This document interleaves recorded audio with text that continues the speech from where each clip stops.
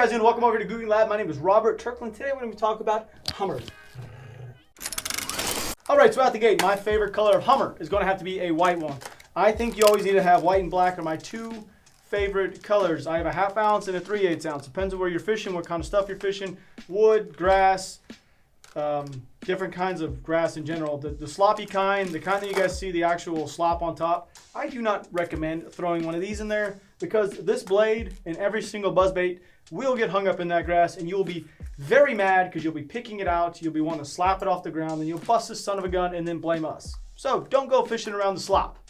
But wood, I absolutely love a Hummer on wood. So yeah, take one of these around. Wood structure itself is absolutely phenomenal. I could not tell you how many giant blowups I've had taking a Hummer like this and throwing it up there next to that wood on the bank, and late in the fall like we are right now, early in the morning and late in the evening, get up near that wood and just throw that son of a gun next to it and just my thing is reel it as slow as you possibly can, but make this thing still leave a bubble trail. You don't want to go too fast and you're actually getting it away from the fish. You want to just keep it at a good pace. And it's kind of hard for me to show you in here, but once you start casting this thing and you start getting an actual rhythm on it, you'll understand what I'm talking about.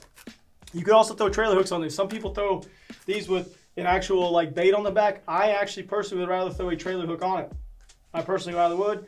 It alleviates the fact that if they strike you back in this area and they miss the actual hook, you have the chance of actually catching the fish. So you can throw trailer hooks on these, and I do actually recommend it. If you're throwing it shallower, remember 3/8 is just fine.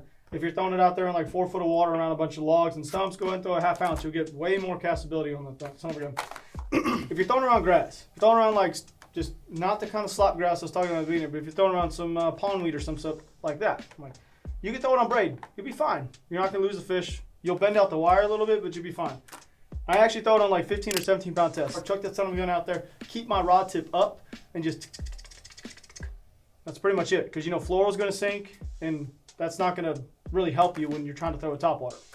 Rod, going to throw a 7.2 reaction rod. This thing's actually probably going to be one of my favorite rods to use.